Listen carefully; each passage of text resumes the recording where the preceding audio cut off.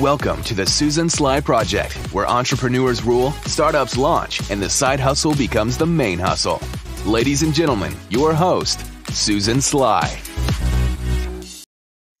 All right, ladies and gentlemen. Well, first and foremost, wherever you are in the world, I just want to acknowledge you and pray that you and your family are doing well as we navigate these very different and, for a lot of people, difficult times.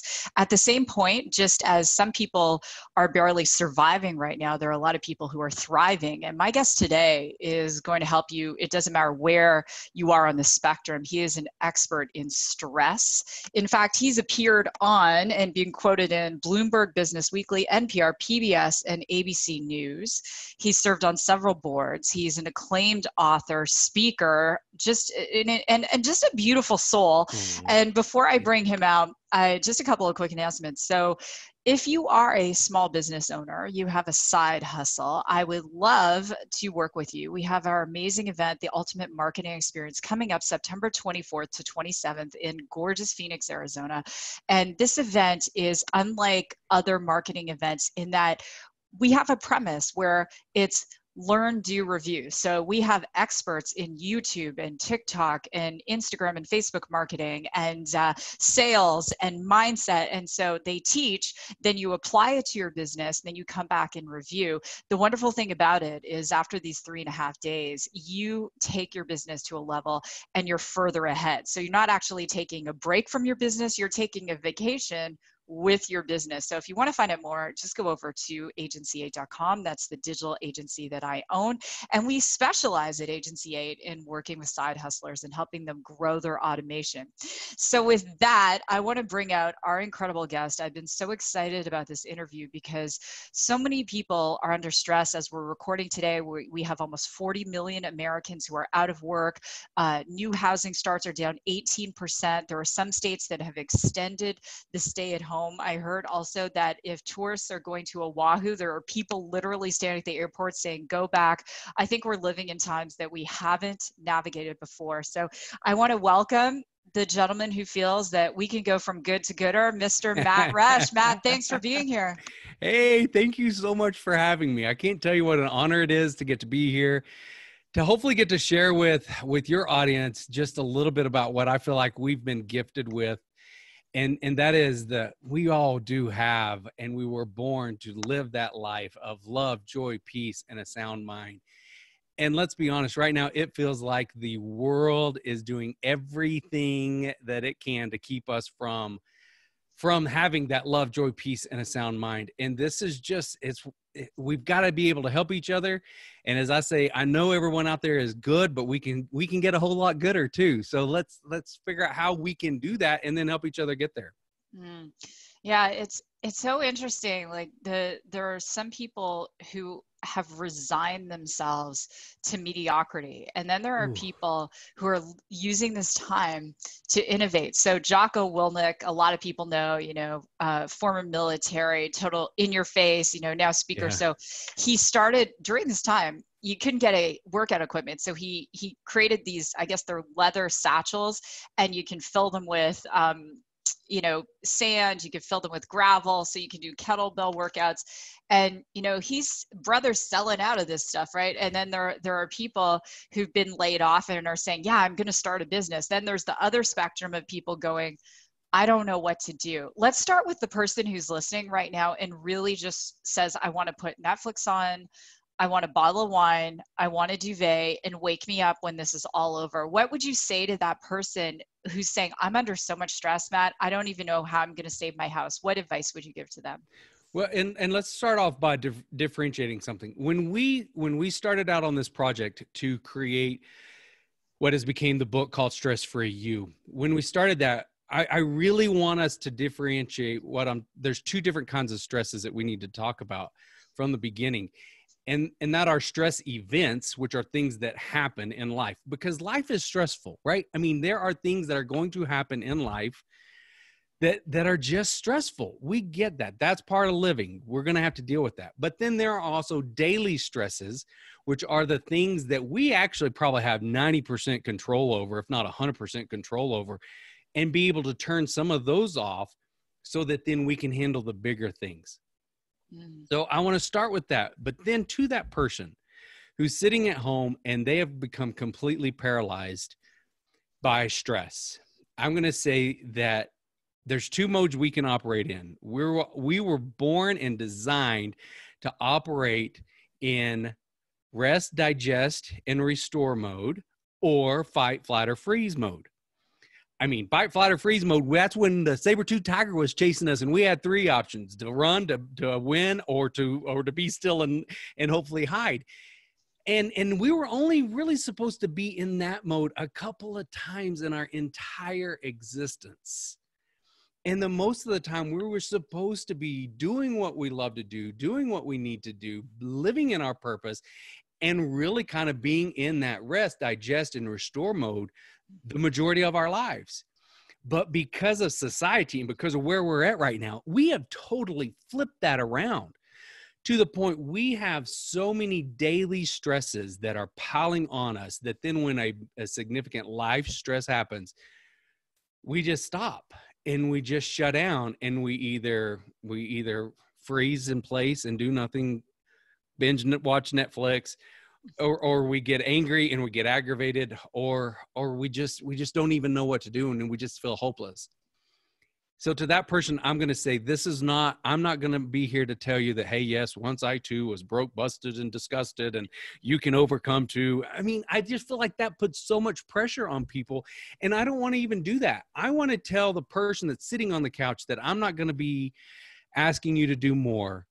I'm going to ask you to be doing less with more results, because we don't need more piled on our shoulders right now, because then that just shuts us down. So let's start doing less, so we can start turning off what we call the stress switches that we have engaged. And we have become almost desensitized to that this is normal, and it's not normal. We're not supposed to be in this. We're supposed to be able to have the tenacity and the energy and the courage to overcome. So that person, I'm going to tell you, hey, let's do less so that we can accomplish more. And there's just a few steps that I want you to take. And number one, start thinking about, what do you have going on in your life that you actually have control over? What could you actually physically say, I don't need to do that anymore because it's bringing me down? And we have in the book, we talk about these things, we're calling them stress switches, which are these triggers that we have turned on. For example, how many of you that are in that mode, how many of you are currently watching the news? Because, oh, good grief, that's one of the most depressing things you could ever do in your life. So one of our switches to tell people to turn off is stop watching the news. I mean, get away from it. There's nothing positive that's coming out of that. So that's something you can control instantly. So do that. And start trying to figure out those little nuances that, hey, we can cut that out. We can stop that. And then are more apt to be able to get to the point that then we can move forward and handle the bigger picture things, that like what we're going through right now. Does that make sense?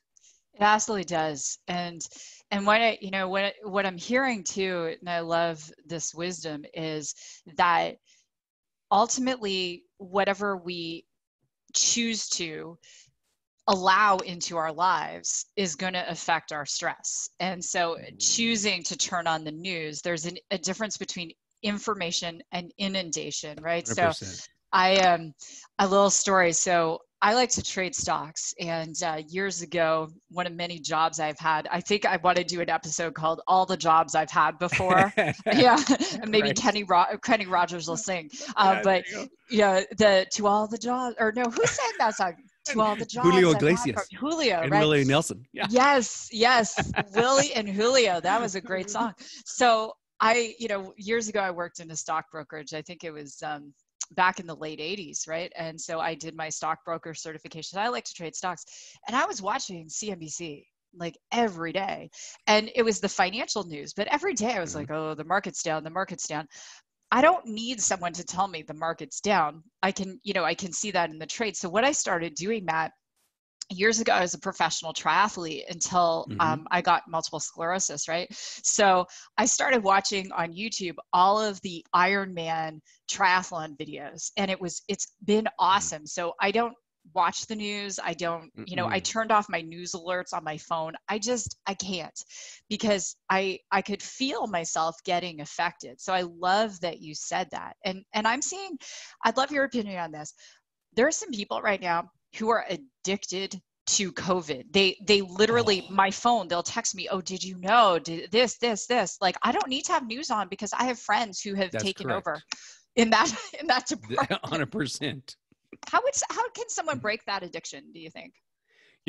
I say, and it almost goes into the whole conversation that we have about one of the switches we talk about are toxic friends.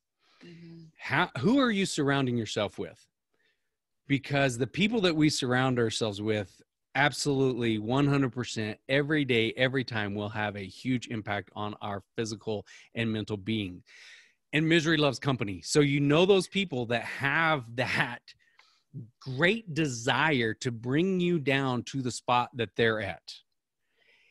So we start saying, you got to start distancing yourself from those people that put you in a place that you don't need to be.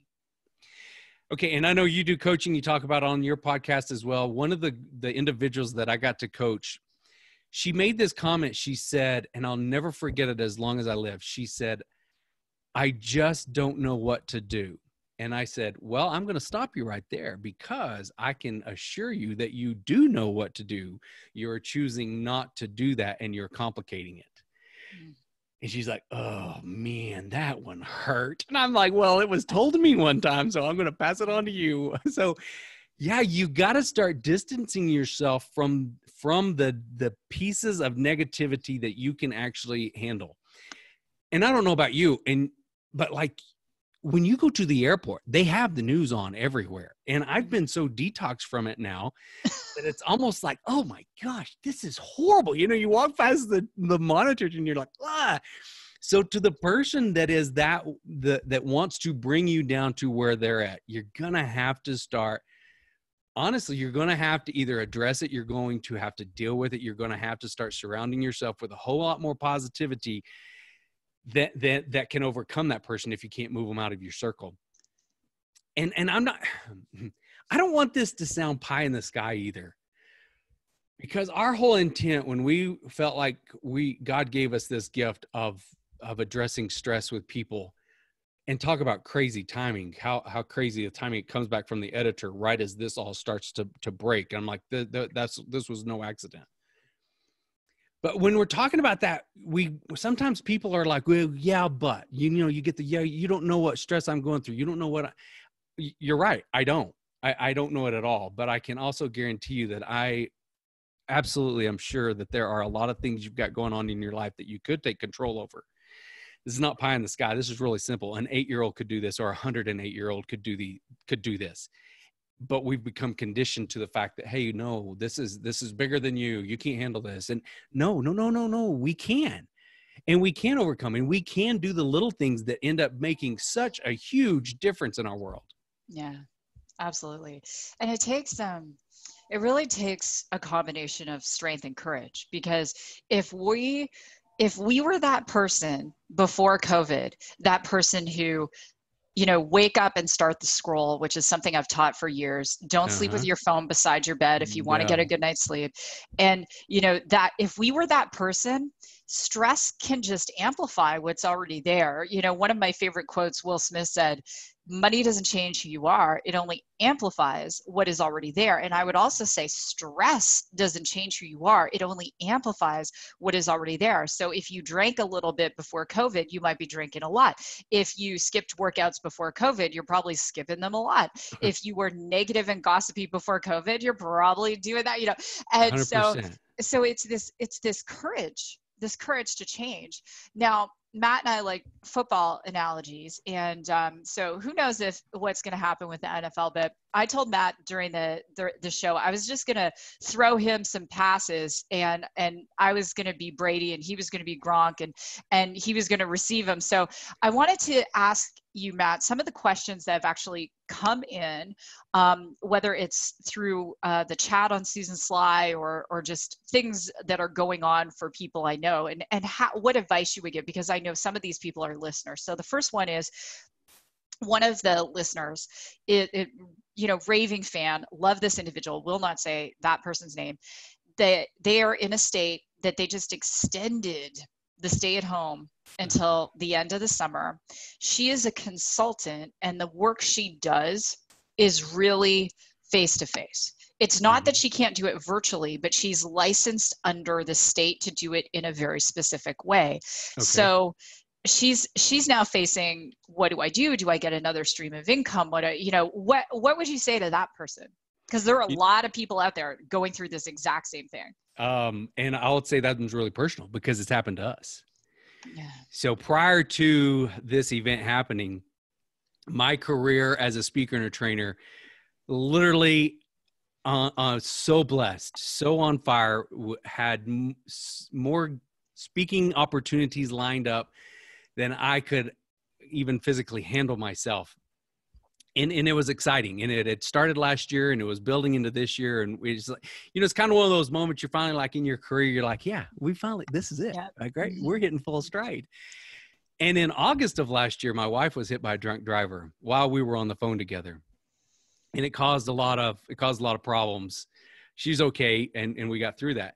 And then in December, January, I end up in the hospital with a bacterial infection, and we get through that and we handle that.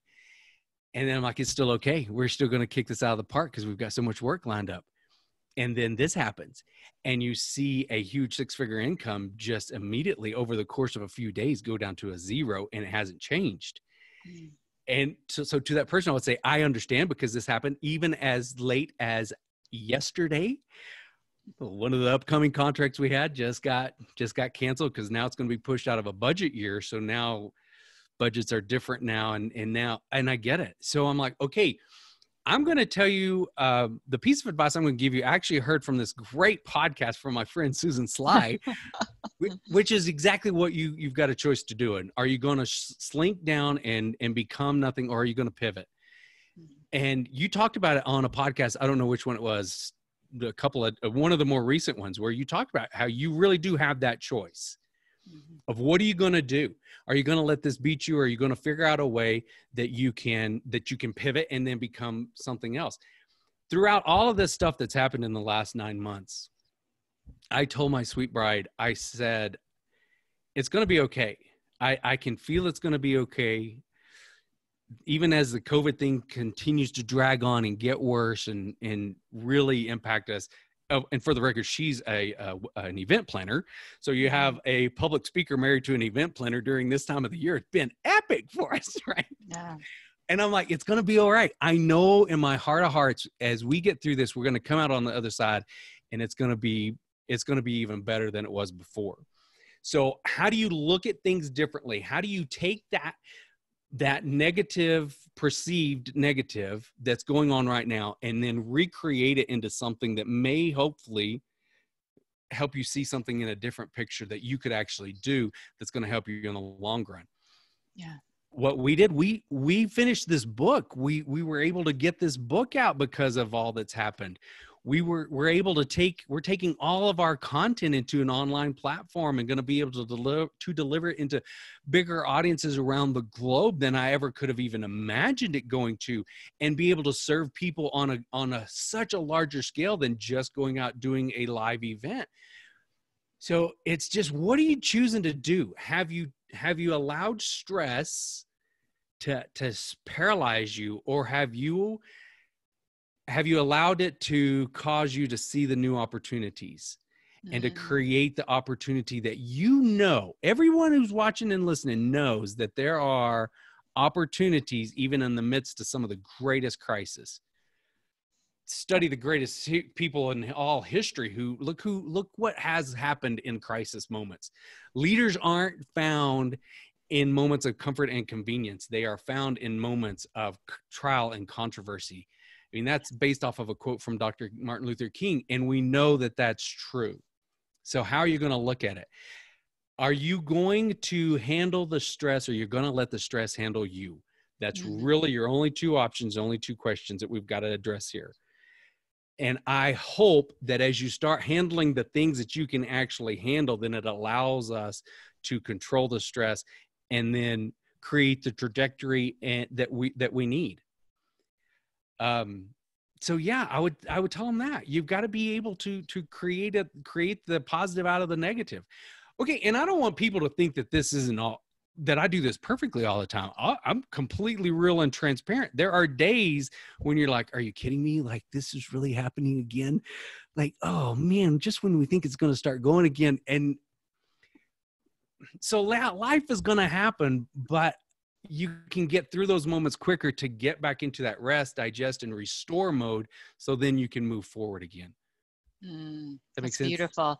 I love that. Are you going to handle the stress, or is the stress going to handle you? So I think, one of the products that you want to have on your website is that needs to be a coffee mug, or it needs to be like a plaque or a t-shirt. Write your name in here. Susan, are you good? Yeah. And that's so beautiful, Matt. And Thanks. And there's so, you and I have a lot of mutual friends, and I'm a speaker too. So, last year's speaker revenues, nothing, but it's in the face of challenge, we can give up or get better. And one of the things, even before this all happened with my friends who were speakers, I'm like, guys, you need a CRM, you need a communication platform. Just posting and praying is not going to be enough. And I had a friend who's a speaker and an author message me, and he's like, I wish I had listened to you. And this is an opportunity to grow, because this isn't going to be the last time. As crazy as this may sound, if we get a huge surge, we could all be back at home. I mean, guys, we go through cycles of crisis as a nation, as a world. We had SARS, we had a recession, we had the list, 9/11, the list goes on and on.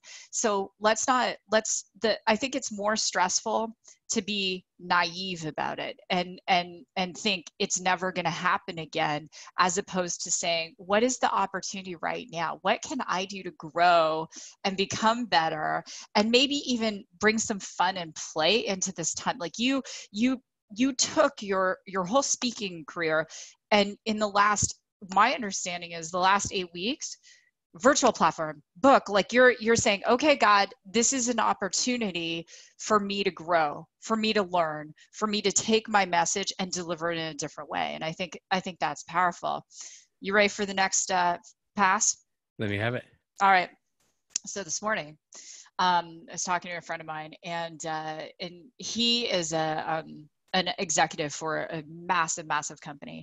And so he's got 3 kids, school-age kids at home, and his beautiful wife who has her own business. And, even myself, I've got now 4 of my 5 kids are living at home. They're all on Zoom. For Chris and I, like the date nights, everything, it's just, and we work from home. So we're working, sure. The kids. What advice would you give to married couples specifically with kids at home, and they're working, and now there are no boundaries, right? It's just, and there's a lot of stress happening there. We know that physical abuse is on the rise, verbal abuse is on the rise, as people are in these pressure cookers. So what advice would you give to people? Absolute legitimate too. Katie and I don't have children, and we still feel it because of that. And so with kids in the house and with everything changing, this has been one of our greatest demands for online content, is how do we kind of call it emotional intelligence. How do we handle ourselves so that we can handle what's going on? The advice that I would give, and it's one that I had to give myself first, is what's your go-to? Okay, so every one of us, when we come into a stressful situation, we have a go-to that is our thing we run to. Most people's is not a healthy one. Let's be honest here. From the time you were a little kid and you're in junior high school and you come in and you had a bad day and your mama said, I'll fix you your favorite meal. It typically wasn't a bowl of broccoli, right? I mean, it was no. Our go-tos by and large, we've kind of been from the beginning. They're not usually the healthiest things. We don't call them comfort food for anything, So whatever it is, and I don't know what that's specific to somebody, but whenever you're in a stressful situation, you instantly want to start going to that thing that gives you the instant gratification. Okay, when we start talking about instant gratification, that is a hedonistic desire to take care of who first? Yeah. To take care of yourself first. All right. So when we start, and this is personal. So Katie and I start this new normal here, which I hate even saying that because I'm like, we create our normal and we run. Yeah. So when we started adjusting to what we're dealing with here, me working in the house all the time, me being home, not on the road all the time. When we start having those stressful moments, it's like, okay, what's the go-to thing that we need to do for ourselves that's actually going to benefit all of us involved? And in addition to that, who could I serve? Because in serving, I know I'm going to fill my own bucket as well. My sister and brother-in-law live close to us. They're both teachers. They're home now. They have 2 boys in the teenage years. They're home now. So here's my brother-in-law is a coach. My sister's a librarian. These people are used to going nonstop. I know the kids are driving them crazy. So what can Katie and I do? Okay, we can invite the kids over. We can say, okay, come with us for the day. We can be that person, and it also fills us in the process as well. So I think that's what I would caution you is what's your go-to, and is it a positive one? And is it something that's going to put something back into your bucket while you're serving somebody else? I just did a coaching with an individual, which I'm like you. I don't like to do too many personal coaching things because they are so time intensive. But now I have a lot more time, right? So I'm like, okay, let's take on some coaching clients for the stress stuff. And one of my clients, he's just at his wit's end, and you could just tell he's just there. And he said, I am in. We call it, there's 3 modes. The first being in control mode, the last being collapse mode. And he said, I'm in collapse mode. I can't go on. And I said, okay, so what are you doing to take care of yourself? And he starts telling me what all he does on a daily basis. I'm like, okay, you got to put something in that's positive, pure. You got to put in the pure, the positive, and the uplifting so that then you can be able to give it out. And we don't give enough credit to that anymore either. So I said, how are you starting your day? And he talked about how he started his day, and he hit the ground. And I'm like, okay, you and your wife have got to do something for yourselves first thing in the morning before the kids get up. May it require 5 minutes earlier, 10 minutes getting up earlier? Yeah, maybe. Okay, but do something to connect so that then you can connect to other people. Yeah. Because I say right now, we're at a point in time in history where we are more connected than we've ever been in the history of mankind. And yet we're more disconnected than we've ever been in the history of mankind. And now we're all thrown back together in these isolated little bubbles. And it's like, oh my goodness, now stress enters the picture, and it feels like the proverbial wheels on the bus are coming off. So what's your go-to? Are you handling stress? Are you letting stress handle you? What can you do to fill your cup so that then you can give to other people and then be able to move forward?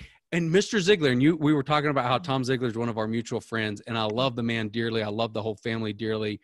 Mr. Zig Ziglar had one of my absolute favorite Zig quotes was, he said, most relationships would be more successful if everyone understood they were on the same team. Yeah. Okay, so do teammates still have fights? Do teammates still have arguments, disagreements? Do teammates still have stress? Yeah. But where are we at the end of the day, and are we understanding that we're still on the same team? Beautiful. Yeah.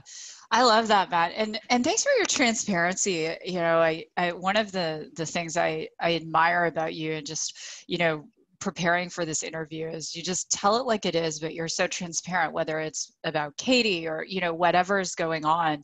And I think that we're living in a time now too, where people are craving that, like, just tell it like it is, just be real about it.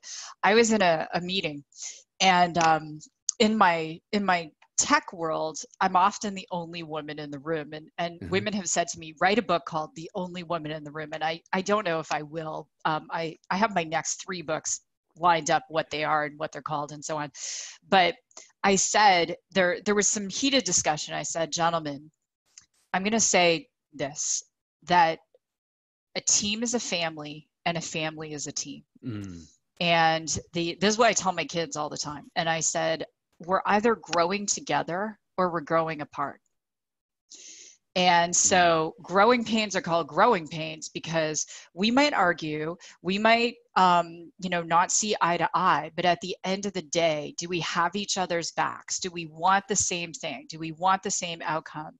For people who are at home, and it's ugly and, messy at times. And, some people I know are working longer days right now. Yeah. And, with the marriage, they're not getting the dates. They're not, it was interesting. One of a friend of mine who's a pastor said, it's fascinating because we're now seeing actually marriages healing, because before everyone was so distracted with the busy, and suddenly this couple, and we're seeing these empty nesters even who are like there, and it's like, look at this other person going, oh yeah, that's you.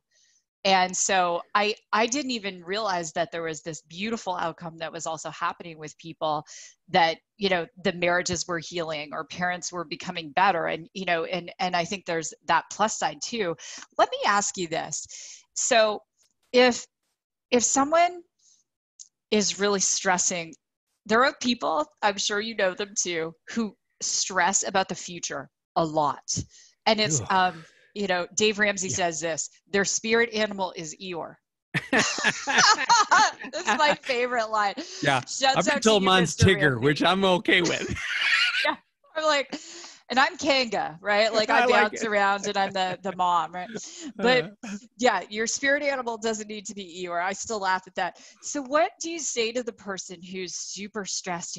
What if things don't get better? What if it doesn't open up? What if the economy falls? What do you say to that person? So have you ever met Bob Bodine? No. He's got to be one of your next guests. Okay. Bob Bodine is a friend of Tom Ziegler. He is known, I think it was Sports Illustrated, said he's the most powerful man in sports that no one knows. They have a placement company. That's what they do. They put players on teams, coaches with teams. But yet he's one of the most genuine, amazing guys ever. And I'm going to quote him right now because what he said resonated so much with me that it's what I want to say to those people that are being the Eeyore about the future. Bob says every morning, he wrote a book called Two Chairs, and every morning you should start off sitting across from an empty chair and you should just have a conversation with God. And you should ask yourself 3 questions. Does God know it? Is any problem? Does God know what my problem is? Is there anything that he can't handle? And does he have a good future for me?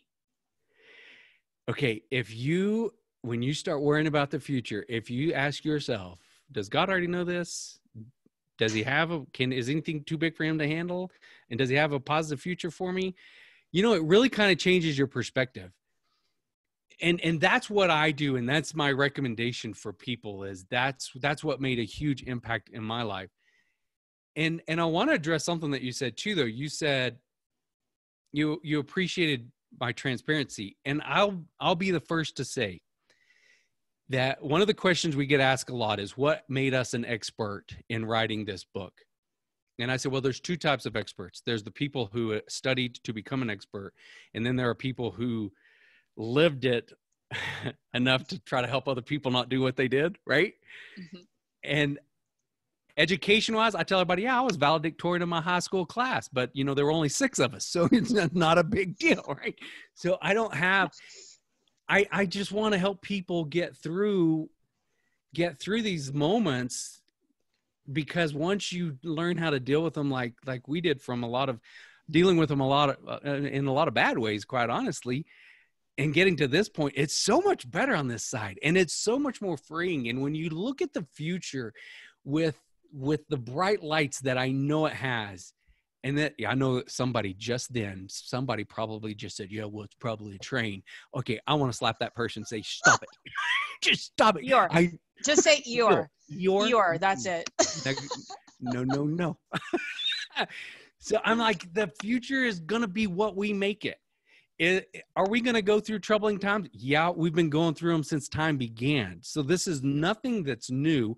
And more importantly, this is nothing that's exclusive just to you. This is everyone's story right now. Yeah. We have a common denominator right now like we've never had around the globe, because we're all dealing with this. A friend of mine lives in Nigeria. I met him through the Ziegler family. Beautiful soul. I love him. I've never met his wife, but She seemed so lovely. And I sent him a message because he's a speaker and trainer in Africa. And he told me how bad it was there, and they're getting no help, no assistance, still continued to lock down. And I asked him, I said, well, what? Oh, I don't know if I should even say this because I may get emotional. Dadgummit. I sent him a message and I said, how much? Because he said his landlord is about to kick him out of their house. Said some people are just mean, even though none of us are working. And he said, our landlord's about to kick us out. So he goes, things are just really bad here.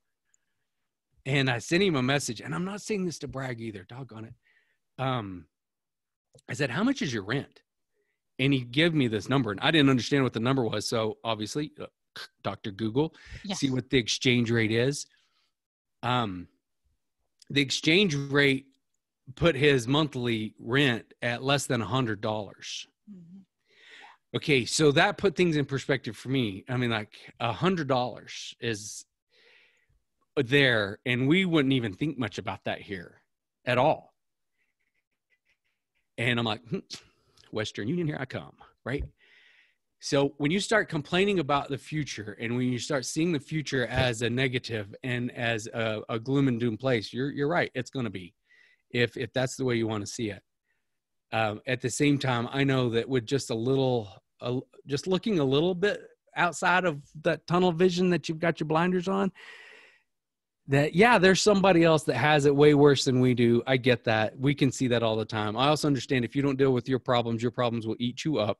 So we got to deal with our own stress so we can help other people. But let's start seeing what we can do for other people, because it is amazing to me how it makes you feel when you do something for somebody else, and how much amazing positivity that throws into the future. And it just makes everything seem so much more like it's going to be okay. Yeah. We way overcomplicate this, Susan. We take this thing and I think we so internalize it, and stress causes us to just pour it all right back onto ourselves. And we start looking, I say, your windshield's a whole lot bigger than your rearview mirror. And as long as you're looking forward and seeing what a big picture this is, then it's going to be a glorious place if we can get there together. That's beautiful. And that whole, we're all going to have wall kicking moments. Right. And I love that you said, you know what, I'm going to step back for a moment, and I'm going to see the world through the lens of someone who's across the world, and really put things into perspective. And I will also say that Oscar the Grouch shouldn't be someone's spirit animal either. In Oscar watching Sesame Street growing up, and Oscar just pops out of the garbage can and says something negative, and then goes back in the garbage can. I'm like, I know people like that, but they're not in my inner circle. No. Final question I have for you. Okay. What do you do to manage your stress that we might be surprised? You said everyone has something they go to, and what is something you go to that we might be surprised and is a positive for you to help you deal with stress? Okay, and I've got several, and I'm going to differentiate something. One of the things that we talk about in the book is that stress relief is not enough. No. If your yoga's great, meditation's great, working out's great, whatever, that's all great, but unless you deal with the big stresses first, it's like trying to drain the battery on a cell phone while it's still plugged in. Stress relief is great, but we want stress freedom. For me, I had to step back, and this all happened, obviously prior to us even starting this book. I had to step back and say, okay, what can I handle? What can I deal with? What can I do? And I started getting some of those things off my plate, so that then stress relief actually works. You know what I'm saying? Mm-hmm. So my big one is, I have a couple. Number one, if I start feeling a little too stressed out, I try to do something for someone else. That's always kind of been my thing, and I really like it. I'm really hesitant to even say, like, just telling you that story, I feel like that's bragging a little bit. So I like to do things in secret for other people. It didn't come off that way. Okay. I know, like, you and I are both believers, and the scripture says, don't brag about your works. And it didn't come off that way, my friend. Not at all. Yeah. Thank you. Well, the other thing too is, okay, technology is a powerful little tool, right? And we all around the globe, we all have this little thing attached to us 24/7, 7 days a week. What's amazing to me is how much, if I'm feeling stressed, I can also just pick this thing up, send a random text to the first person that comes to my head saying, hey, I just wanted you to know I was thinking about you. And God put you on my heart right now. And I just wanted to send you a message to tell you hello and that I love you. And wow, what amazing response. So I try to send a text to someone. I try to do something for somebody else. And then I'm an outdoor person. I grew up on a farm and a ranch. That's what my dad and I still have a little place. I don't play golf, so I go to the farm. I do something physical to get that out, and so that I can come back and I can read something that's going to fill me up. I can meditate. I can listen to an inspirational podcast, and then it actually allows me to be able to come in on our podcast that we have every week and be able to say, okay, this is what we dealt with this week. And this is how we handle it. You know what I'm saying? Yeah. So those are just a few things. Do something for somebody else. Do something to get the juices flowing. And then last but not least, I have my number 3 go-to out of those first 2 is just to be quiet. We do not give enough credit to just stopping, even if it's for a few minutes, and just being still. Know that I'm God. Be still and know that I am God, right? And just allow that moment to happen to where you can like, okay, now we can move forward. So those are mine. I love it. Those are beautiful. I love what you said.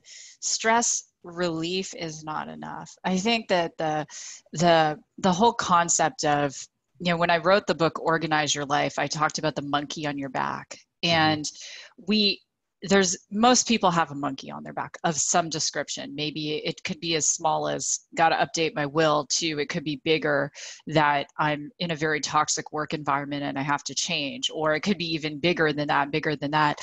Until we deal with that, everything just gives us a little bit of relief, which is also, it's very healthy, right? Years ago, a friend of mine said to me, Susan, you need to just go scream into a pillow. Oh. And I went, what? And he said, no, you need to go scream into a pillow, because the stuff that you haven't dealt with is, you're not dealing with it. And it will allow you to release that block that's in front of all of that. So needless to say, I wait until Chris and the kids are out of the house. I go scream into a pillow, and I screamed and I screamed and I cried and I cried. And then it once I got rid of that, it gave me the perspective to go and do the work to deal with the trauma. And because I hadn't been dealing with it, I thought I had, but I hadn't. And, sometimes there's a funny thing that happened. So last year we had, we host our very first UME event, and I had hired a contractor to do a particular thing. And I'm not going to go into all the details, but needless to say, he didn't deliver on the contract, and we're trying to find him and trying to find him and trying to find him. So every morning I get up, Matt, and I pray, I'm silent, I commune with God, I don't look at my phone, and I do all those great things. So I'm in my car, I had gone to yoga, and I just said, I don't have a pillow right now, but I'm just going to scream. I'm just going to, in the car, and I was like, ah! Guess what happened? After 3 months of trying to track this person down, right after I screamed, he messaged me, I am so sorry, blah, blah, blah, blah, blah, blah. And it's amazing how when we're holding on so tight that, we hear let go and let God, we're not allowing God to work in our life, to show us the pivots, to show us the path, to allow the people to show up.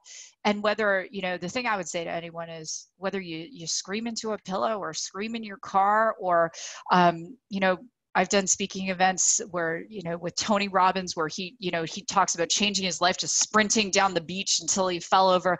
Like you said, doing something physical. If you want to change your psychology, change your physiology. That's right. So there's a part that I put in the book about that Rich and I came up with.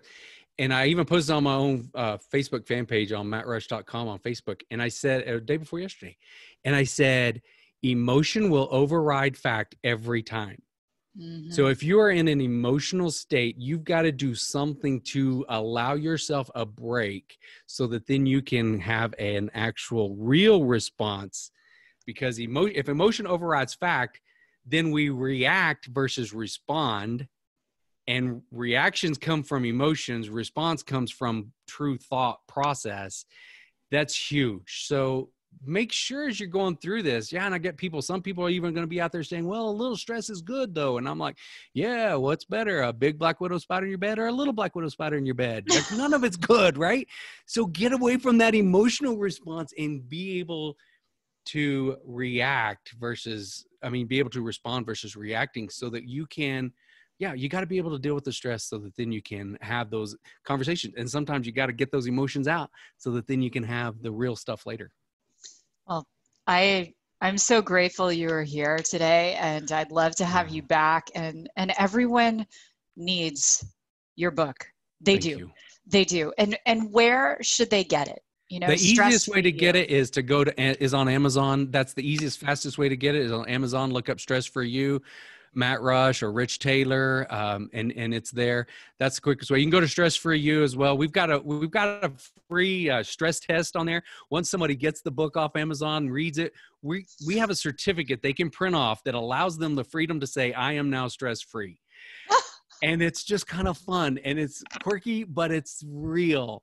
And then the podcast every week, Stress for You, wherever you get your podcast. And I mean this with all my heart when I say this.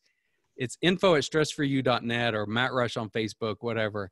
Shoot us a message. If there's any way we can help somebody become stress-free, please let us know, because I believe in my heart that all of us were born to live a life of love, joy, peace, and a sound mind.